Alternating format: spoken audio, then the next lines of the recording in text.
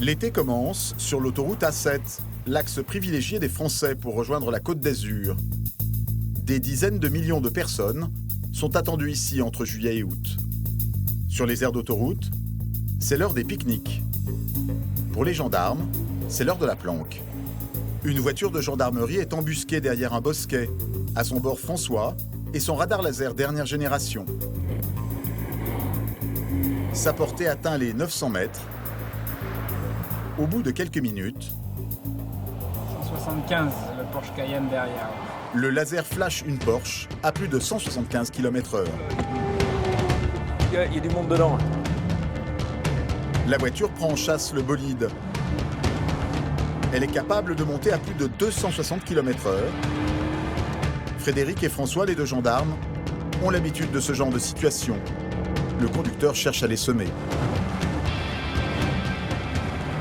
Il va tout couper, regarde. Frédéric met les pleins gaz pour le rattraper. Regarde le faire. La voiture des gendarmes accélère à 220 km/h. Même avec une Porsche, le conducteur est rattrapé en moins d'une minute. On va le mettre là tout de suite en sécurité parce que il a voulu nous la faire. Lui. Il a voulu sortir et quand il nous a vu derrière, il s'est remis sur les voies. Faut pas faire ce que vous avez fait là. Hein. Restez à l'intérieur du véhicule, monsieur, s'il vous plaît. On a 7 heures de route. Et monsieur, ça c'est votre problème. Je vous montre déjà la vitesse 175 km/h, monsieur. Ce qui va se passer. Et on verra. Allez, vous venez avec moi. Pour l'isoler du groupe, Frédéric demande au jeune conducteur de venir seul jusqu'à la voiture des gendarmes. On comprend pas, la police, on se fait embarquer pour rien, on comprend pas. Vous faites embarquer? Non, c'est pas le mot, monsieur. Non. Ouais, un petit peu quand même. En même temps, on peut pas rouler tranquillement avec un machin comme ça, non. vous comprenez? Apparemment, le jeune homme n'est pas très impressionné par les gendarmes. Vous avez essayé de les semer ou pas? Jamais de la vie. Je me suis arrêté. Sinon, si j'accélère, ils m'arrêtent pas. C'est bien, allez. Pour Frédéric, pas question de se laisser faire. Arrêtez de faire le malin avec moi, ça va pas rigoler. Vous commencez déjà à dire si j'avais voulu, je vous lâche. On n'est pas là pour faire la course, monsieur. Le groupe a loué cette puissante cylindrée pour les vacances, histoire de frimer. Frédéric a l'habitude de ces jeunes, allergiques à l'uniforme, alors il calme le jeu. Qui c'est qui a loué le véhicule? C'est moi? C'est vous? Oui, j'étais en règle, monsieur. Ah, c'est Mon permis, c'est Blark. Mais dans ma carte d'identité, c'est un... C'est ça le souci. C'est un petit village, en fait. Ah bah je sais pas, je suis pas allé au Maroc. Hein. Donc je connais pas. Vous êtes le bienvenu. il est trop fort. Alors lui, il est fort. Hein. Je vais vous lâcher et après je vous invite chez moi. Il est fort, lui. Donc je vous explique. On va retenir la vitesse de 166 km/h. C'est déjà bien. 160. D'accord. Mais non, on n'est pas marchand de tapis et on n'est pas au Maroc là. Hein. Donc 166 km/h. 35 km/h, au-dessus de la vitesse autorisée, c'est une amende de 90 € et 3 points en moins sur le permis. Mais pour l'heure, cela n'a pas l'air de contrarier le jeune homme. Vous écoutez, tout le monde sait piloter, des grands pilotes. Franchement, moi, non. Ah bah alors. Il préfère frimer devant les gendarmes. Du tapis au moins une dizaine de voitures dans ma vie. Il vous laisse louer une Porsche, vous savez pas conduire? Quand il y a l'argent, tu fais tout. Hein. Ah bah ouais, bah tant mieux. Tu peux même louer des femmes. Et il va même jusqu'à se moquer de la démonstration de force des gendarmes. Vous avez un peu paniqué quand vous avez vu la gendarmerie? Ah ouais, mon cœur, il allait s'arrêter. Le collègue là, il a failli tomber dans les pommes. Est-ce qu'il va pouvoir reprendre le volant, ce monsieur? Eh oui, bien sûr qu'il reprend le volant. S'il est sage. Bon, on est tombé sur des gendarmes, ils ont de l'humour. Bah, comme le vôtre, hein. On essaie d'être à votre niveau. On ne sait que se taper dessus. Bah, faut peut-être pas trop essayer, là. Les gendarmes font preuve de sang-froid face à ces jeunes embruns provocateurs. Voilà, tenez monsieur. Allez, au revoir. Ah, je vous remercie, passez une bonne journée. Allez, au revoir. Allez. Frédéric s'en est tenu au strict contrôle de vitesse.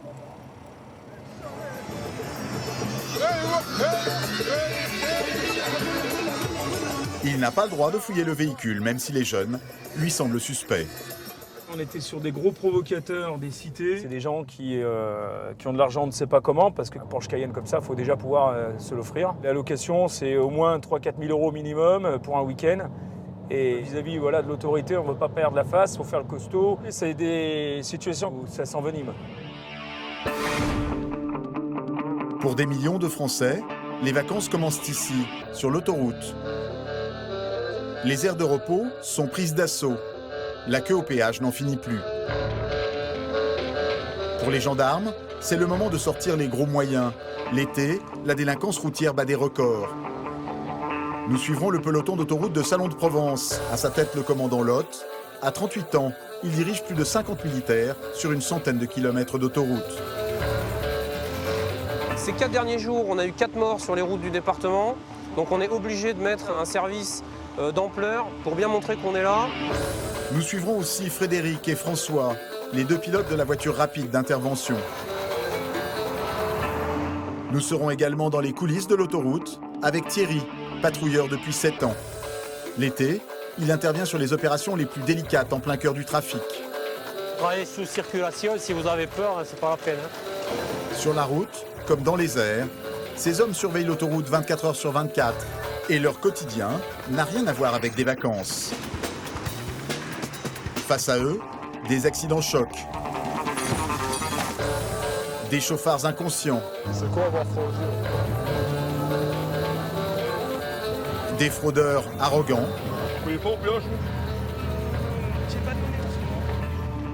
des interventions dangereuses Il faut toujours regarder la circulation, jamais y tourner le dos. et des contrôles de routine à surprise. Le problème, c'est que je suis en prison avec sursis, là. Là, on s'aperçoit que on a affaire à quelqu'un qui a quand même déjà un petit pédigré. Entre automobilistes en détresse et petits voyous du bitume, enquête sur l'autoroute des vacances.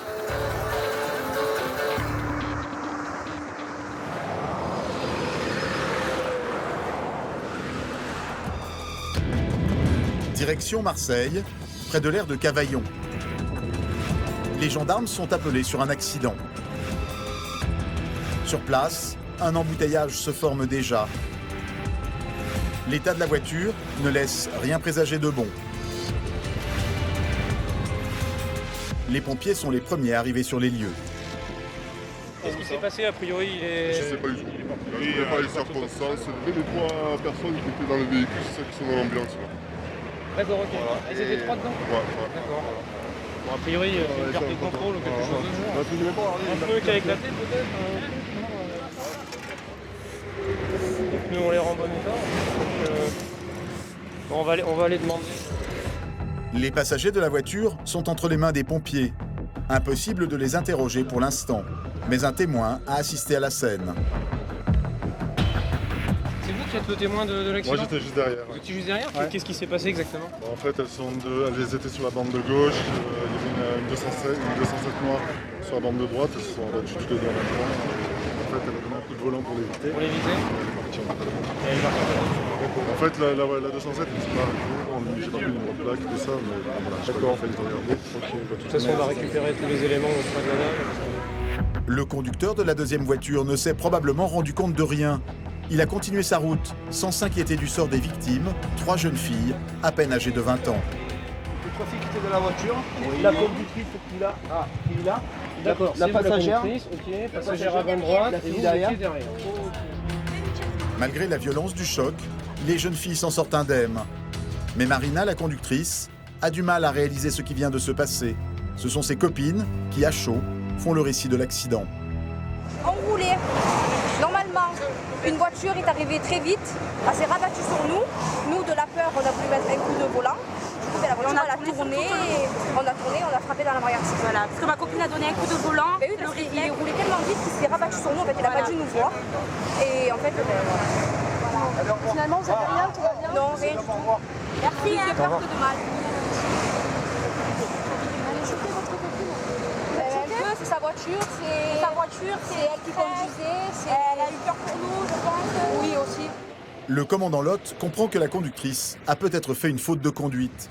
Il la prend à part, le temps pour elle de se remettre du choc de l'accident et de donner sa version des faits. J'étais déjà rabattue, moi. Vous étiez déjà sur la file du milieu. J'étais déjà rabattue. Et l'autre ami Pignon, elle vous a pas vu parce que vous étiez à peu près au même niveau. On était là comme ça, Voilà. je suis dans son angle mort, c'est rabattu. Et elle vous a pas vu. Vous Voilà. avez mis un coup de volant et vous avez atterri dans la glissière. Vous avez eu peur alors qu'un léger coup de frein, c'est bon, ça passe. Mais bon, si c'était tout parfait, on le Vous saurait. avez permis depuis combien de temps? Je l'ai eu le 16 juillet. De l'année dernière, 2012. Donc ça va faire 1 an. Bon, après c'est l'expérience et tout, mais bon, vous en tirez bien, donc c'est l'essentiel. Oui, franchement, vous et vos 2 amis, C'est bien. vous reveniez de vacances quoi? Ouais, on était parti une semaine chez une copine à Avignon. D'accord. Ces vacances auraient pu tourner au drame pour les jeunes filles. Pour les gendarmes, l'urgence, c'est de vite dégager les voies. Impeccable. Il est où le dépanneur? Dépanneur véhicule chargé. Ok, ça va, allez. Dépanneur. Allez. On y va. Rester sur cette voie est extrêmement dangereux. Sur autoroute, un accident sur 7 est la conséquence d'un autre accident. Allez-y, embarquez parce qu'on est en danger quand on est sur le bord de la route comme ça. Le commandant fait évacuer les jeunes filles à bord de la dépanneuse. Pour les gendarmes, la mission n'est pas tout à fait terminée. Ils ont donné rendez-vous aux proches des victimes. Ce jeune homme est le petit ami d'une des passagères. C'est ma petite copine qui m'a appelé, qui nous a dit qu'il y avait un accident.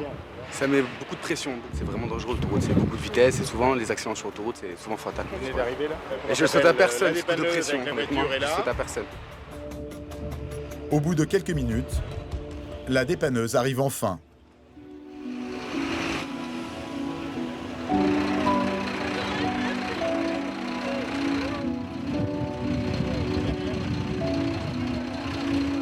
Pour la mère de la jeune conductrice, c'est le soulagement. On a eu très peur parce que quand on a eu au téléphone, voilà, ça a été en pleurs, j'ai eu un accident. Après, bon, on est arrivé à comprendre qu'elle n'était pas blessée. La voiture, elle nous disait la voiture est morte, la voiture est morte. On a quand même peur. Bon, on vous souhaite une bonne soirée néanmoins. Remettez-vous bien de vos émotions. Et nous, on est contents quand ça se termine bien comme ça. Et c'est bien quand on peut intervenir rapidement pour éviter que derrière ça calme. Merci. Allez, bonne soirée, bon courage. Au revoir. Mission terminée pour les gendarmes. Ils ont ramené les victimes saines et sauves et le trafic est revenu à la normale. Le problème sur l'autoroute, c'est que le moindre incident dans le trafic peut avoir des conséquences dramatiques. Gérer les aléas de l'autoroute, c'est le travail de Thierry. Il est levé depuis 6 heures ce matin. Il est patrouilleur depuis 7 ans. Et comme chaque année, le moment des départs en vacances est pour lui la période la plus chargée. Sur la 9, aux abords de Montpellier, c'est l'heure des bouchons. Thierry a pour mission d'avertir ses collègues dès que le trafic est perturbé. Oui, je t'écoute. Ouais, pour info, en sens 2, tu as un ralentissement à partir du 99 500 jusqu'à Montpellier-Est. Ok, bien reçu. Thierry est en permanence relié au poste de contrôle de Narbonne, les yeux de l'autoroute. Sans caméra de surveillance, il détecte en moins de 10 secondes le moindre incident. Plus que jamais ce jour-là, les contrôleurs sont sur le qui-vive. Aujourd'hui, c'est une grosse journée, essentiellement au départ en vacances. Là, en ce moment, on a un trafic perturbé de 9 km. Ce bouchon, l'agent doit le signaler aux automobilistes dans les 3 minutes. J'ai averti les clients via un panneau à message variable qu'ils allaient rencontrer un ralentissement, voilà, pour les prévenir. Sur le panneau, le message s'affiche dans la seconde. L'été, Thierry parcourt 350 km par jour. Plus il y a de trafic, plus il y a de travail. Automobiliste en panne, pneus qui éclatent sous l'effet de la chaleur, objets en plastique sur la voie. Tout au long de la journée, Thierry enchaîne une vingtaine d'interventions. Et certaines sont à haut risque. À quelques mètres, ce morceau de pneu gêne la circulation. Oui, t'écoute. Ouais, 138 600 en sens 2 sur voie médiane, j'ai une bande de roulement, je vais aller la ramasser.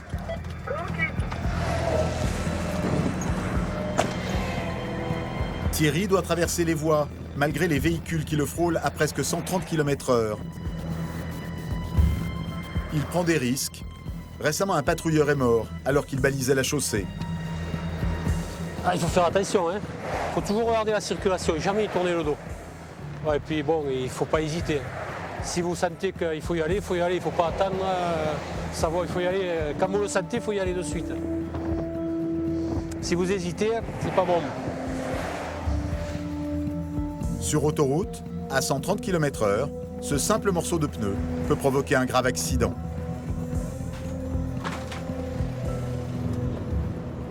Direction le PC de sécurité. Dans ce parking, tous les objets ramassés par les patrouilleurs sont triés et stockés.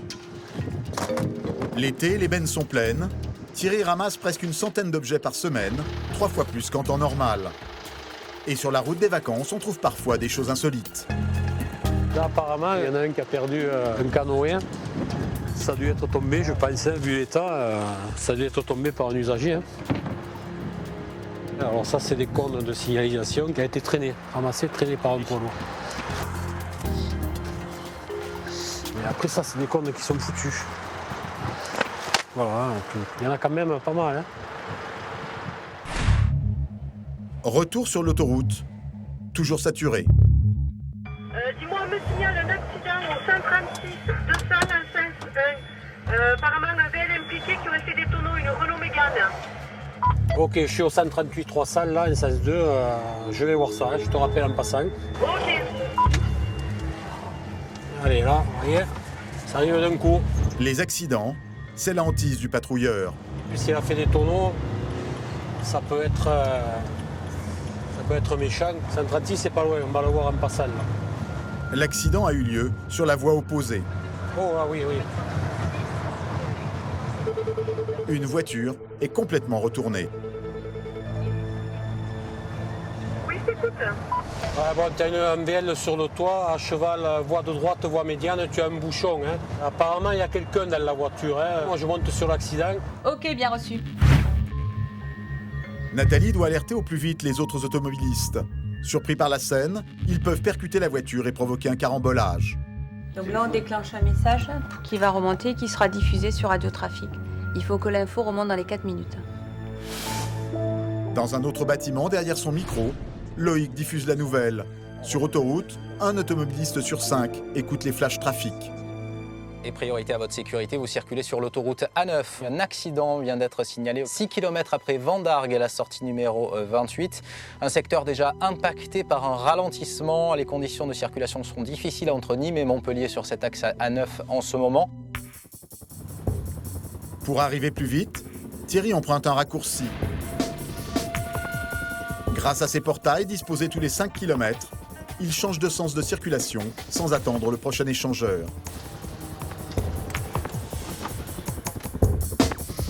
Thierry remonte le bouchon. À la radio, un autre patrouilleur déjà sur place l'informe de la situation.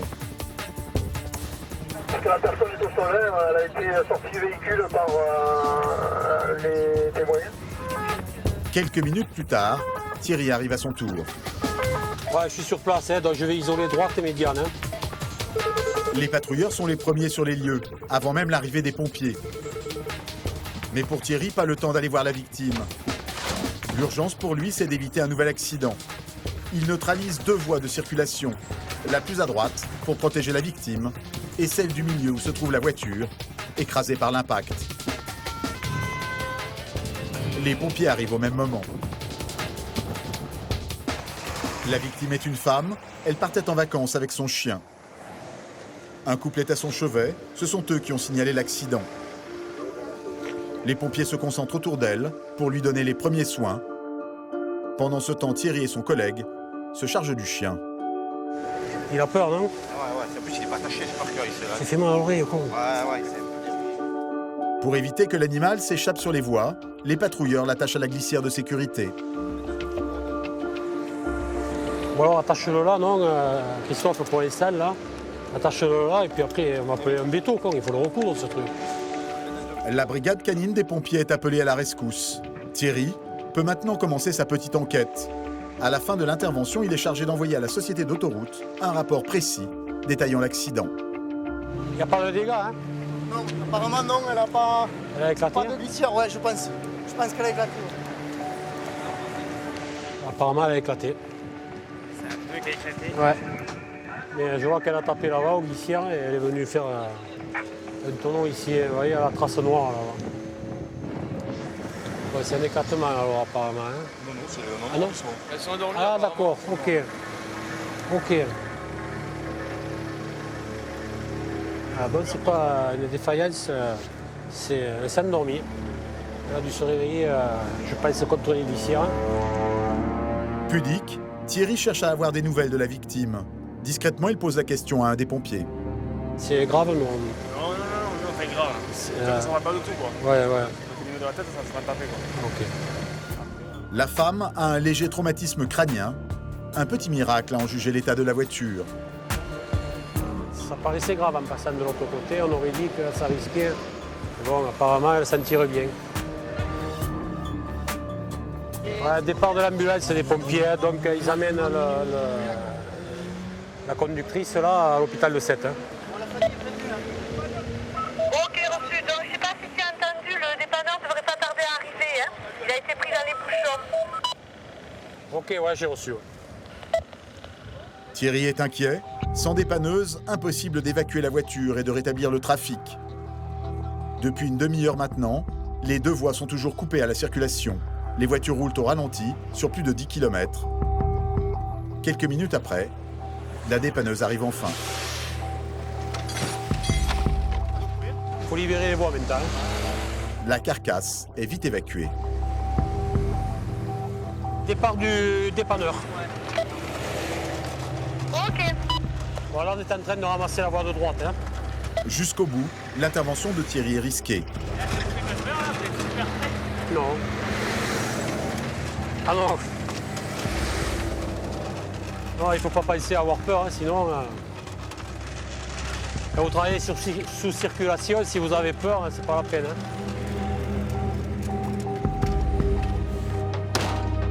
Oui, je t'écoute. Ouais, terminé pour l'accident, hein, au 135, tout le monde est reparti et les trois voies sont sous circulation. Le patrouilleur le sait, l'été, la somnolence est une des principales causes de mortalité. 31% des automobilistes manquent d'au moins 1 heure de sommeil lors des départs en vacances. Mais c'est encore la vitesse qui fait le plus de ravages. Chaque année, elle est responsable de plus de 1000 décès. Problème, les chauffards sont souvent des récidivistes. François, le gendarme, vient de repérer un contrevenant. Ferrari à 185 km/h. La vitesse ne lui fait pas peur. Comme lui, ils sont 170 gendarmes spécialisés en France à pouvoir conduire cette voiture ultra rapide. En quelques secondes, le chauffard est rattrapé. Les gendarmes font signe au conducteur de les suivre. À bord de la Ferrari, un couple.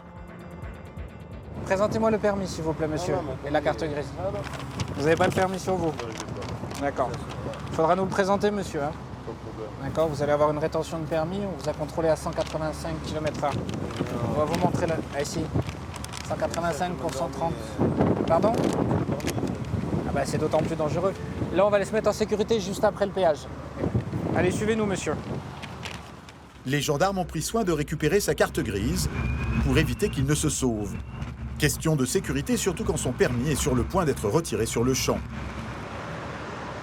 Oui, c'est François, à la mairie. Ce serait pour passer quelqu'un au SNPC. Grâce à la carte grise de la Ferrari, François essaye de retrouver la trace du permis du conducteur. Là, je le reprends encore en rétention. Et là, surprise. On a vérifié la validité de son permis de conduire. Il est à 0 point, mais il n'a pas reçu le courrier recommandé stipulant qu'il devait restituer son permis.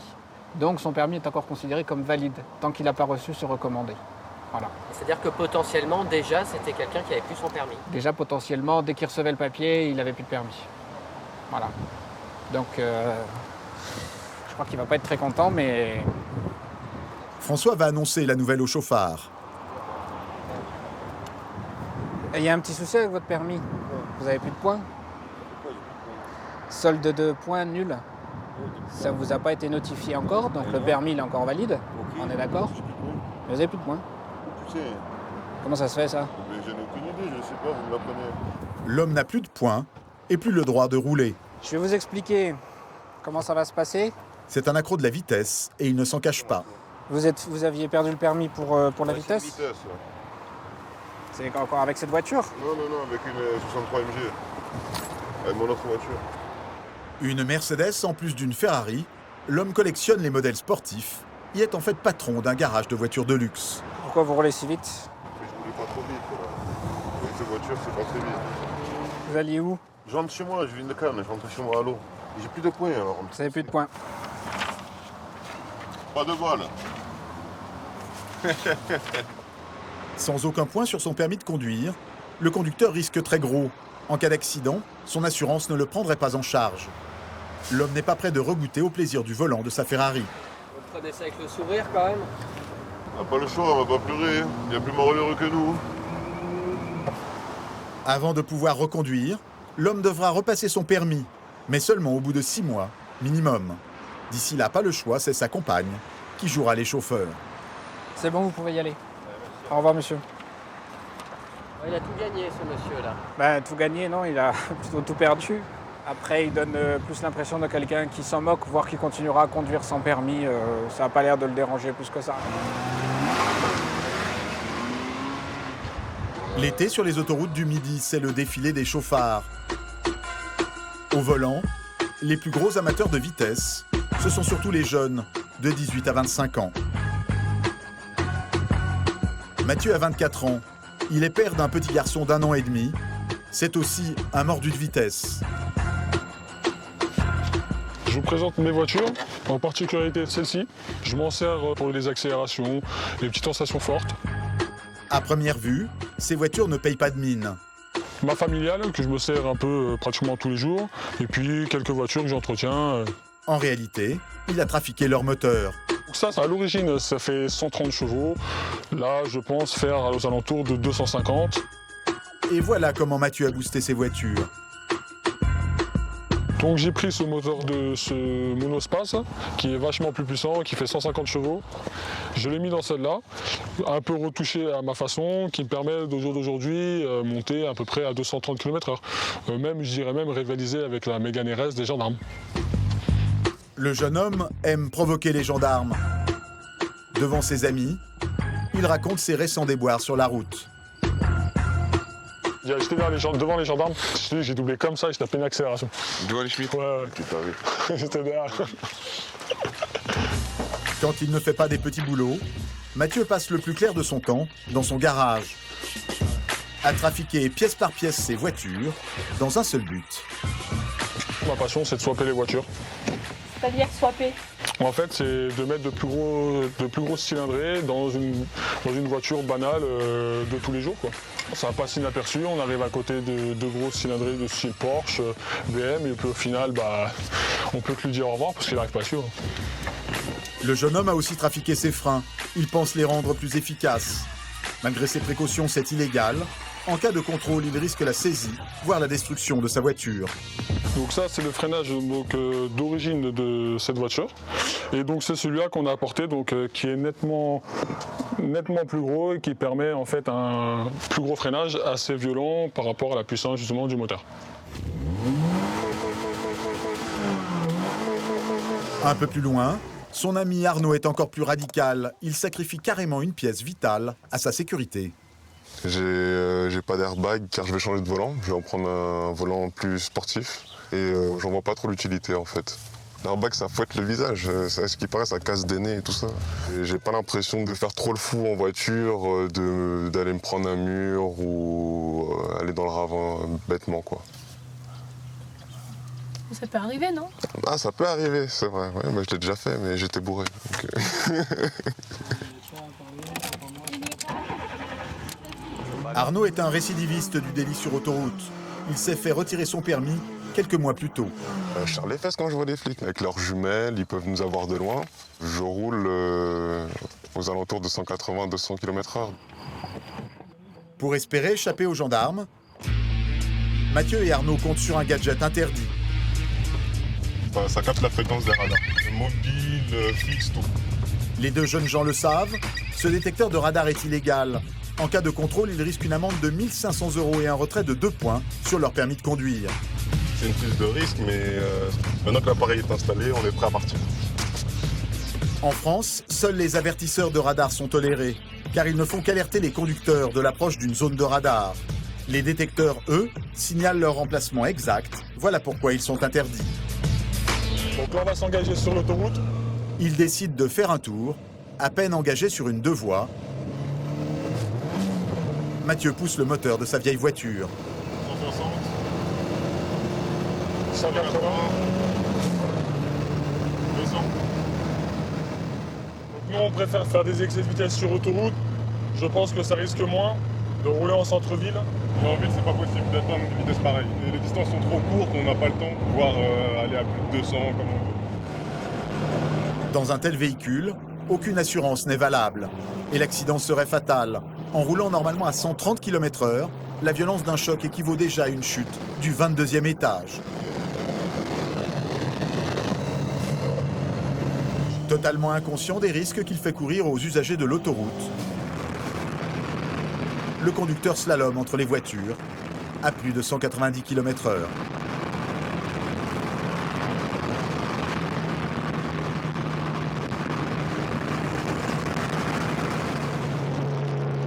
Dans son rétro, Mathieu remarque une Audi. Il accélère. Il cherche à provoquer le conducteur de cette grosse cylindrée. L'Audi n'arrive pas à suivre. Quand je vois une grosse cylindrée comme ça, je peux m'amuser un peu à les titiller. Mathieu attend le conducteur de l'Audi, puis il le rattrape et fait rugir son moteur. Il attend une réaction. Mais l'Audi l'ignore. Il est le seul à s'imaginer faire la course. Il a renoncé. C'est ce qui arrive assez souvent.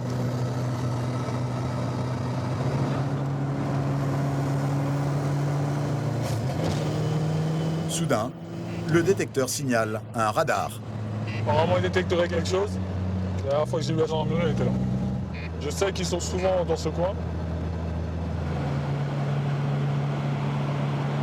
C'est comme au poker, on joue, donc si un jour on se fait arrêter, on assumera tout simplement, mais pour l'instant, on peut se permettre.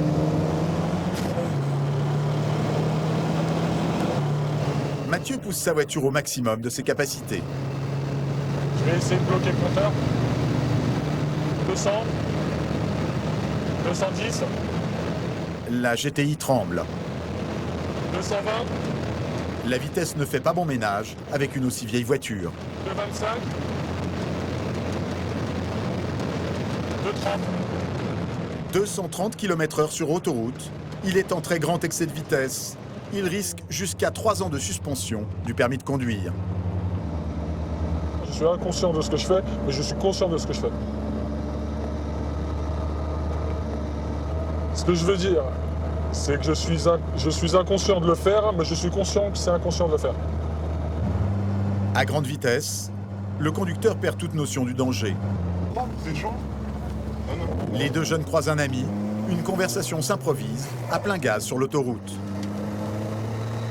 On rentre ce soir. Il va run vite fait. Ah ok, on s'appelle de toute façon.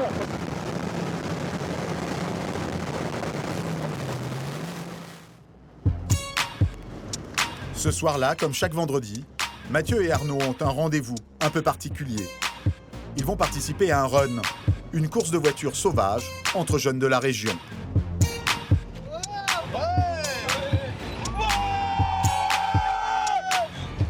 Mathieu est un habitué. Tu dis qu'il y a quand même du monde. Il y a le double qui va arriver sûrement. Je vais épater un peu de monde.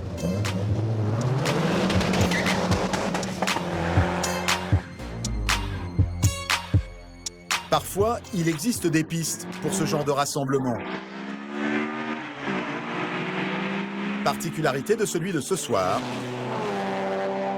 les runs ont lieu au beau milieu de la circulation.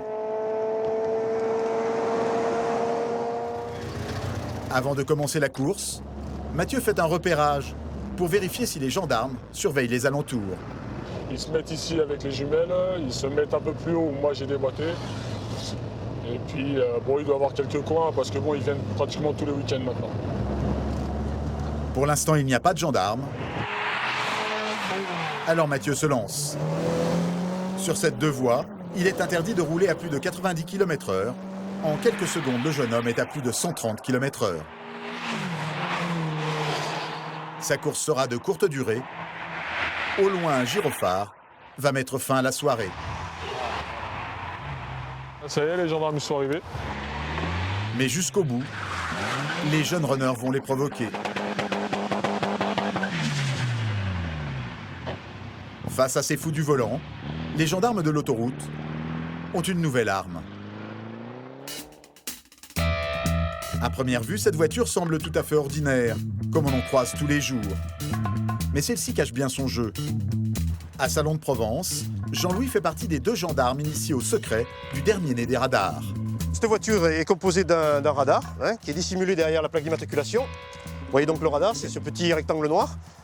En dessous, vous avez le flash avec un cache infrarouge de manière à ce qu'il n'y ait pas d'éclair. Donc il est complètement indécelable ce flash.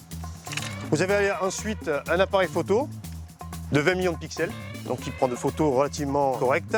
Cette voiture se fond complètement dans la masse. Du coup, plus indécelable pour nous. Plus indécelable, effectivement, à part pour les yeux les plus aguerris, il y en a toujours, mais effectivement beaucoup plus indétectable.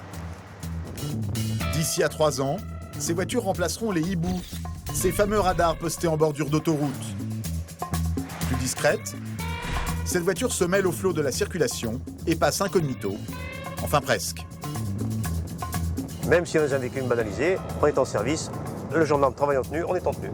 Mais du coup, vous êtes facilement repérable. Certes, on est repérable, mais quelqu'un qui roule à une vitesse extrêmement excessive, il n'aura pas le temps de regarder tous les véhicules qui dépassent et de savoir si la personne qui est à l'intérieur est en tenue, est un gendarme, un policier ou une personne lambda. Ça sera déjà trop tard. Le principe de ces nouveaux radars est simple. La voiture banalisée roule à un peu moins de 130 km/h. Son radar, quasi invisible, prend en photo toutes les voitures qui la doublent. Mais pour être en infraction, il faut avoir dépassé une certaine vitesse. Ce radar prend les contrevenants à partir de 146 km/h. Nous, ce qu'on recherche, ce sont les délinquants de la route. Ce ne sont pas les contrevenants à prendre à 131 km/h. Et sur cette portion de l'autoroute des vacances, ce jour-là, les délinquants de la route, ils n'en manquent pas. Vous voyez, la 207 vient d'être prise en photo à une vitesse de 147,7 km/h. Il n'y a rien vu. Ah non, regardez, on le voit déjà plus, donc il s'est aperçu de rien et il recevra donc l'avis de contravention par Rennes d'ici quelques jours.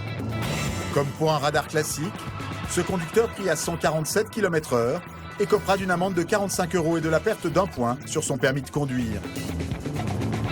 Cet été, il y aura en tout 40 voitures radars comme celle-ci à traquer les chauffards sur les autoroutes des vacances. Mais lors des grands départs, la vitesse n'est pas le seul cheval de bataille des gendarmes. Ils ont dans leur collimateur d'autres sortes de contrevenants, plus surprenants. Nous sommes au péage de Lançon de Provence, le 3e plus grand de France. En période de pointe, il y passe plus de 120 000 véhicules par jour. Si l'équipe du commandant Lot se poste ici ce soir, ce n'est pas par hasard. La spécialité locale, c'est la fraude au péage. Sur ces images de vidéosurveillance, observez la voiture noire à l'arrière. Elle colle au plus près la voiture grise, en train de payer. Lorsque la barrière se lève, elle en profite pour s'engouffrer sans s'acquitter du montant du péage. Montant du préjudice pour ce seul poste de péage, 1 million d'euros par an. Un homme vient justement de passer la barrière sans payer. On le fait sortir des voies et... Les gendarmes le font mettre sur le bas-côté. Coupez le moteur. L'assurance, c'est votre permis de conduire. Permis de conduire. Monsieur à l'arrière n'a pas de ceinture, accessoirement. Avant d'annoncer la sanction, les gendarmes vérifient si le conducteur est en règle.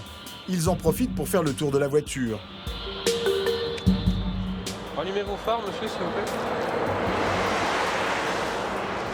Vous avez le feu de croisement. Tout à l'heure, il marchait, là, je sais pas, j'ai redémarré tout à l'heure, il n'a pas marché. Je voulais marcher ce matin, toute la journée. Ouais, alors le feu avant gauche qui marche pas, les pneus qui sont au témoin. Vous avez le train avant passage en force.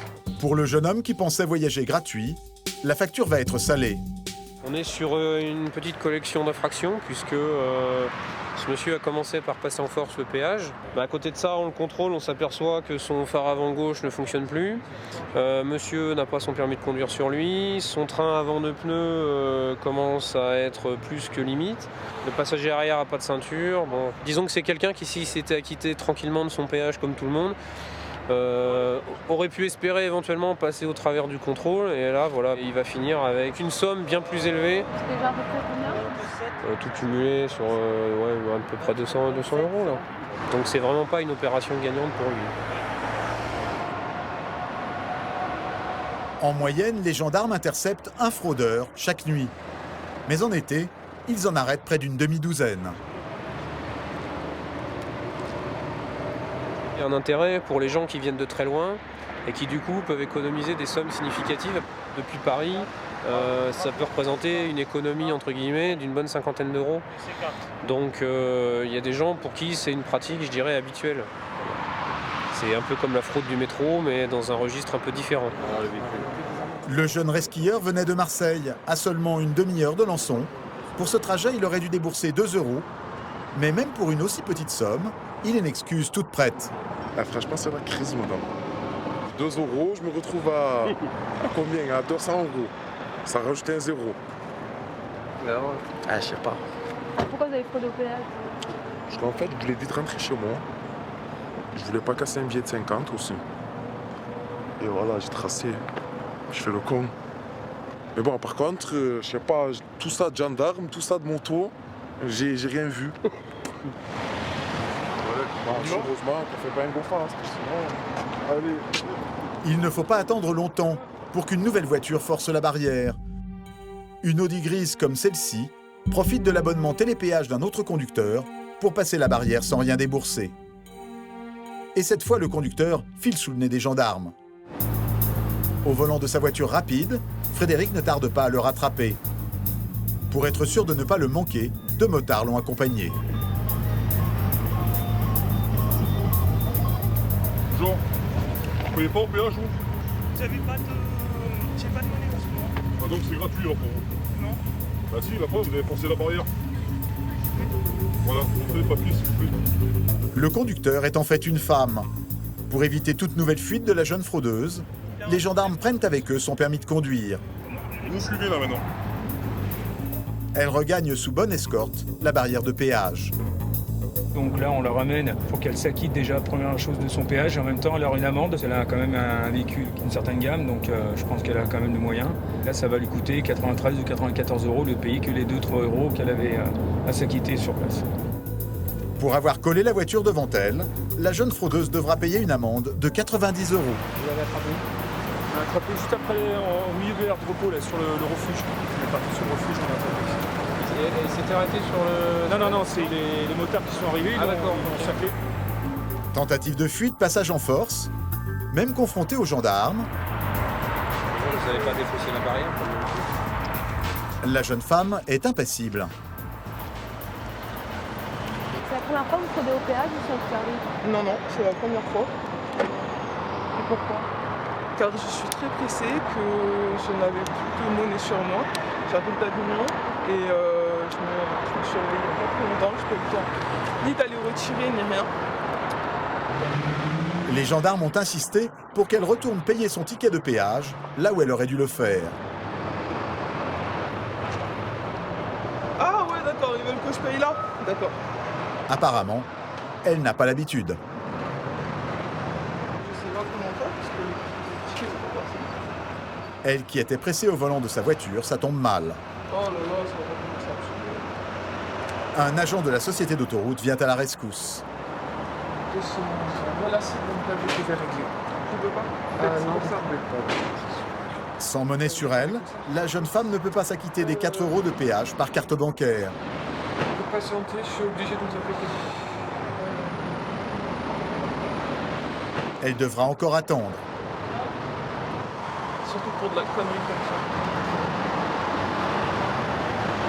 Vous allez recevoir chez vous un document qui s'appelle reconnaissance de dette. Vous avez 10 jours pour régler. Vous avez l'adresse. D'accord, et c'est le montant que je dois Ah oui.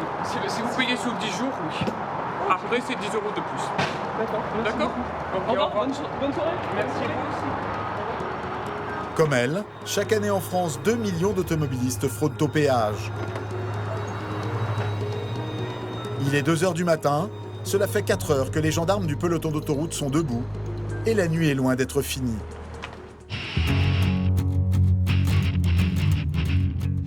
Allez, on se met tous en place, tout le monde le gilet pare-balles, gilet jaune et le sifflet.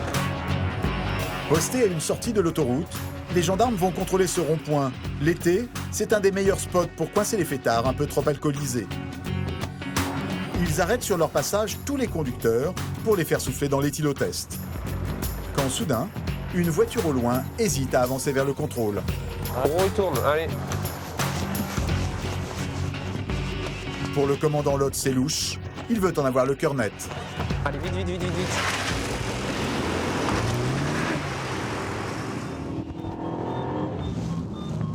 La voiture des gendarmes part à sa poursuite.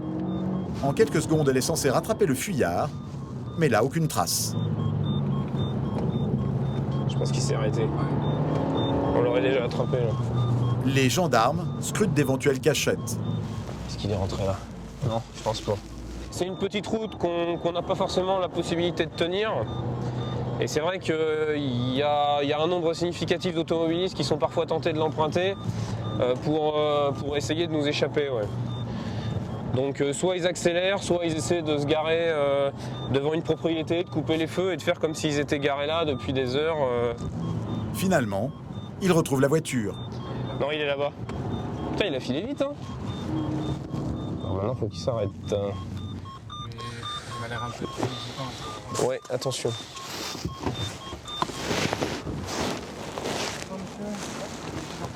S'il vous plaît.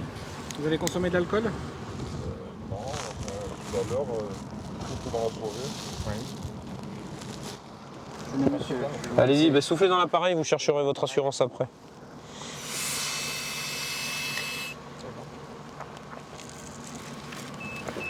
Bon, vous êtes à 0,20 au dépistage alcoolémie. Hein, donc ça fait, faut multiplier par 2, ça fait 0,40. Donc vous êtes un tout petit peu en dessous du seuil légal. Hein, on va vous demander de nous suivre, on va quand même aller vérifier sur un éthylomètre que tout est OK. Hein. Le jeune homme est contrôlé de peu, négatif à l'alcool. Les gendarmes auraient pu le laisser repartir, mais pour eux, s'il a fui, c'est qu'il y a une raison. Le commandant a sa petite idée derrière la tête. Je pense qu'on regardera aussi pour les yeux parce qu'il... Je pense qu'il y a de quoi... Enfin, il y a peut-être de quoi faire un dépistage de stup, là. Le gendarme soupçonne le jeune homme d'avoir consommé des stupéfiants, en plus de l'alcool. Ça, venez voir par là, monsieur, une seconde. Le contrôle commence par une bonne vieille technique. Faites voir vos yeux. Fermez les yeux, monsieur. La lampe torche dans les yeux. Qu'est-ce que j'ai? Est-ce que vous avez consommé des produits stupéfiants récemment? Non, mais je suis un petit peu fatigué, pourquoi? Si on vous soumet un kit salivaire, monsieur, je vous demande ça, c'est par rapport au permis de conduire. Vous doutez bien que si vous êtes dépisté positif, c'est pour ça que je vous pose la question. Est-ce qu'en les 24 heures, vous avez consommé, monsieur? Oui ou non? La question, elle est simple. Oui, ouais, hier soir, j'ai dû tirer 2-3 barres sur des pétards à des collègues. Bon, bah, je pense qu'on va vérifier ça. Devant la pression, le jeune homme a cédé. Il sait que les gendarmes disposent d'appareils de dépistage avec lesquels on peut de moins en moins tricher. Avec votre langue, déjà, vous allez frotter l'intérieur de vos joues. Là. Ouais, allez-y au fond de la langue. Ah, c'est bon. La nouveauté de ces appareils, c'est qu'ils peuvent détecter en seulement quelques minutes la présence de drogue, cannabis, cocaïne, amphétamine ou héroïne.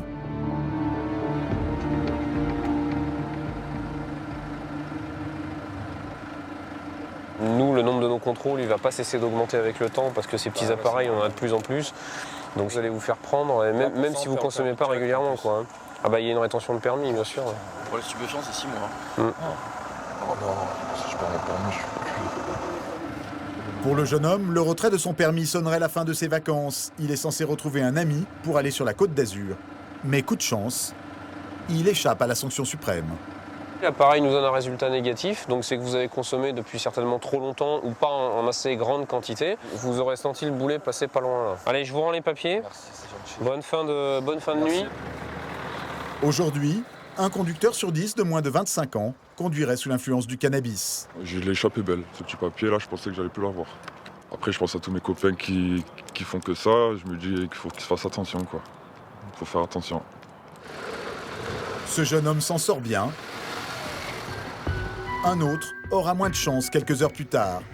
À 6 h du matin, sur la route des vacances, les gendarmes font parfois des rencontres surprenantes. Ça coûte rien de vérifier parce que même à cette heure-là, on a des surprises. Hein. De retour de boîte de nuit, ce jeune Marseillais avoue tout de suite aux gendarmes avoir bu de l'alcool. À quelle heure vous avez consommé votre dernier verre? Vers le 22 h. Ouais. Qu'est-ce que vous avez bu? La rémunération de la barque à 3 osés. 3 osés? Si vous avez vraiment bu uniquement 3 verres de rosé et que le dernier verre vous l'avez bu à 22 h, il est quand même 6 h du matin, on peut supposer qu'avec un peu de chance, l'éthylomètre sera négatif. Le commandant veut vérifier les dires du jeune homme. A priori, un banal contrôle de routine. Alors vous avez commencé à souffler? Allez. Mais ça commence mal. Allez-y. Le jeune homme tente de retenir son souffle. Non, il va couper. On va recommencer. Allez-y. Deuxième essai. Encore, c'est bientôt fini. Encore. C'est bon. Et en quelques secondes, verdict. Ah oui. 0,46. C'est-à-dire qu'il faut multiplier par 2. Donc là, vous êtes quasiment à 1 gramme. 1 gramme d'alcool, la version des 3 verres de rosé tombe à l'eau.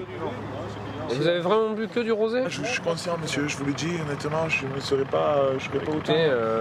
L'appareil, en tout cas, lui, il fonctionne, ça c'est sûr. Donc, ou alors quelqu'un a mis des trucs dans votre verre, et vous l'a pas dit.